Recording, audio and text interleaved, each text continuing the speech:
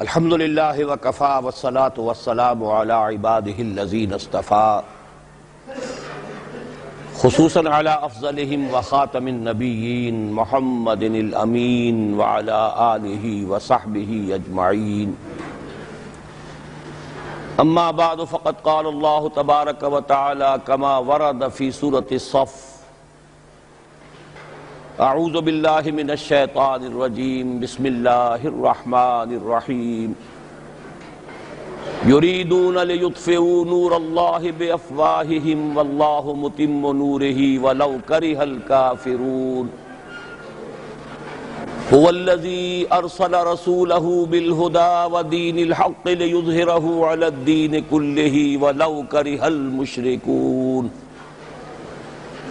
یا ایہا الذین آمنوا هل ادلکم علی تجارت تنجیکم من عذاب علیم تؤمنون باللہ ورسولہ وتجاہدون فی سبیل اللہ باموالکم وانفسکم ذالکم خیر لکم ان کنتم تعلمون الى قوله تعالی یا ایہا الذین آمنوا کونوا انصار اللہ کما قال عیسی ابن مریم للحواریین من انصاری الى اللہ قال الحواریون نحن انصار اللہ فآمنت طائفة من بنی اسرائیل وکفرت طائفة فأيدنا الذين آمنوا على عدوهم فأصبحوا ظاهرين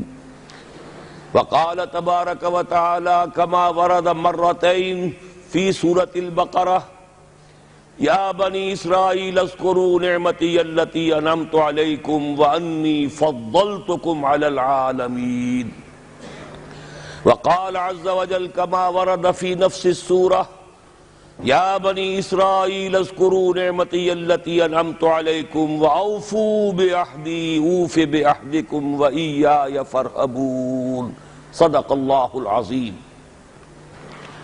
رب اشرح لی صدری ویسر لی امری واحلل عقدۃ من لسانی یفقہوا قولی اللہم ربنا الہمنا رشدنا واعذنا من شرور انفسنا اللہم ارنا الحق حقا وارزقنا اتباعه وارنا الباطل باطلا وارزقنا اجتنابه اللہم وفقنا لما تحب وترضى وتقبل منا فإنك خیر المتقبلین آمین یا رب العالمین۔ معزز حاضرین اور محترم خواتین، ویسے تو میرے دروس قرآن میں اور خطابات عام میں ظاہر بات ہے کہ ہر کمیونٹی کے لوگ شریک ہوتے رہے ہیں۔ یہاں میری آمد کا سلسلہ کراچی میں سن 70-71 سے جاری ہے۔ ظاہر ہے کہ کراچی کاسموپولیٹن سٹی ہے، ہر برادری کے لوگ موجود ہیں، ہندوستان کے کونے کونے سے آئے ہوئے لوگ موجود ہیں، قدیم سندھی بھی ہیں، جدید سندھی بھی ہیں۔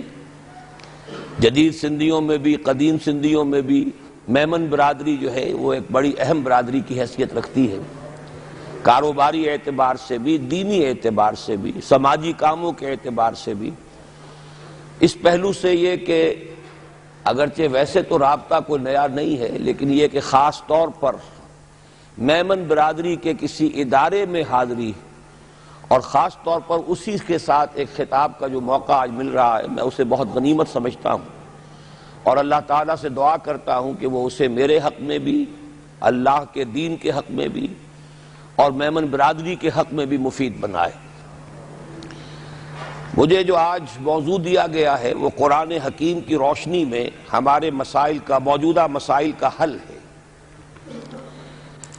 چونکہ وقت محدود ہے، 5 بجے ہمیں لازماً بات ختم بھی کرنی ہے، تو میں نہیں چاہتا کہ اس معاملے میں کوئی زیادہ تمہید میں وقت صرف کیا جائے۔ میں سب سے پہلے یہ نقطہ بیان کرنا چاہتا ہوں کہ ہمارے موجودہ مسائل سے مراد کیا ہے۔ دیکھیے، ایک ہم میں سے ہر شخص کے انفرادی مسائل ہیں، معاش کا مسئلہ ہے، امن و امان کا مسئلہ ہے، پڑوس کا مسئلہ ہے، بچوں کی تعلیم کا مسئلہ ہے، وغیرہ وغیرہ. یہ ایک ذاتی مسائل ہیں کہ جن میں ہر شخص جو ہے وہ بہرحال کوئی کسی مشکل کے حوالے سے، کوئی نسبتاً سہولت کے ساتھ، لیکن یہ کہ ہر ایک جو ہے ان کے اندر مصروف ہے، مشغول ہے. اس سے ذرا اوپر اٹھیں تو ہمارا ایک ملک ہے پاکستان، مملکت خداداد، سلطنت خداداد پاکستان. اس کے حالات کیا ہیں، اس کے مسائل کیا ہیں، اس کی حیثیت کیا ہے، اس کی کیفیت کیا ہے، اس کے حوالے سے بھی ظاہر بات ہے کہ ہم میں سے ہر فرد کی کچھ ذمہ داری بنتی ہے، اس لیے کہ افراد کے ہاتھوں میں ہے اقوام کی تقدیر. ہر فرد ہے ملت کے مقدر کا ستارہ. افراد اگر غلط ہوں گے تو قوم کا بیڑا غرق ہوگا.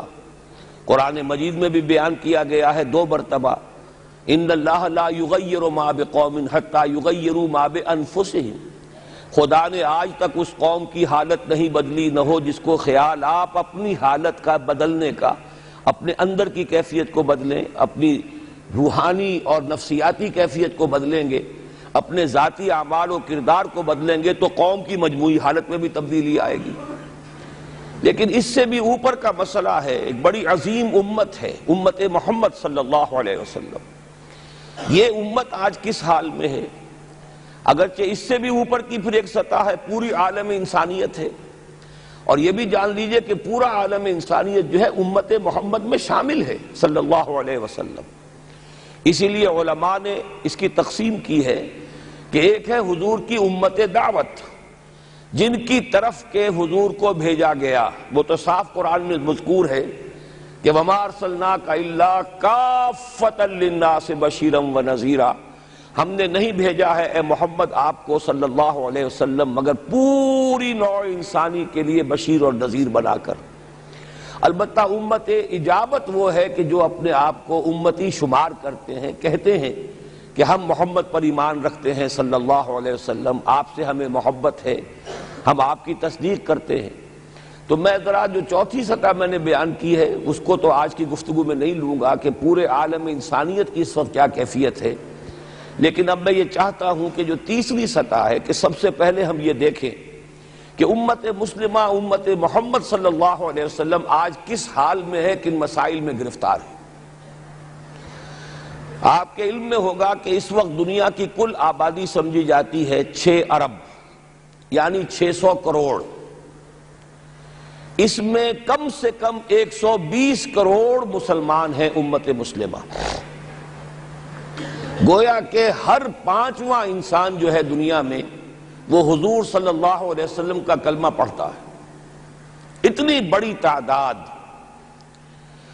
اس کے ساتھ ہی کتنا بڑا علاقہ جو ہے اس زمین کا وہ اللہ تعالیٰ نے اس امت کے قدموں تلے رکھا ہے. اگر آپ نے نقشہ دیکھا ہو دنیا کا تو آپ کو معلوم ہونا چاہیے کہ شمال میں جو بہت بڑا یہ نظر آتا ہے سائبیریا اور روس کا علاقہ، یہ سب غیر آباد ہے. اس طرح شمالی امریکہ میں بھی کینیڈا سے اوپر بڑے بڑے آپ کو بر اعظم سے نظر آئیں گے، سب غیر آباد ہیں. جو آباد علاقہ ہے دنیا کا اور جو زرخیز علاقہ ہے دنیا کا، اس کا کتنا بڑا حصہ ہے کہ جو امت محمد صلی اللہ علیہ وسلم کے قدموں تلے. انڈونیشیا، ملائیشیا سے چلے آئیے، اس کے بعد مسلسل چاہے کہیں مسلمان اقلیت میں تھوڑے بہت ہیں، لیکن پھر بنگلہ دیش آتا ہے، بڑی عظیم اکثریت کا ملک ہے. پھر بھارت میں اگرچہ اقلیت میں ہے لیکن 20 کروڑ مسلمان بھارت میں اس وقت ہے.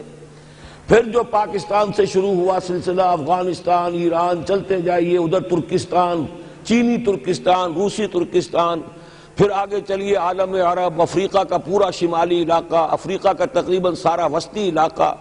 یہ سب کیا ہے؟ کتنا بڑا رقبہ ہے. اور ہر طرح کی نعمت اللہ نے دی ہے. اس میں نباتات بھی ہیں، اس میں معدنیات بھی ہیں، اور سب سے بڑھ کر آج کی دنیا میں جو اہم ترین شے ہے کہ پیٹرول جو ہے، تیل جو ہے، اس کے سب سے بڑے ذخائر وہ ہیں کہ جو مسلمانوں کے قدمے تلے. اتنی تعداد میں ہونے کے باوجود، اتنے وسائل کے پر بظاہر قابض ہونے کے باوجود، سوال یہ ہے کہ کیا آج دنیا میں امت مسلمہ کو عزت حاصل ہے یا یہ ذلیل ہے؟ اسے غلبہ حاصل ہے یا مغلوب ہے؟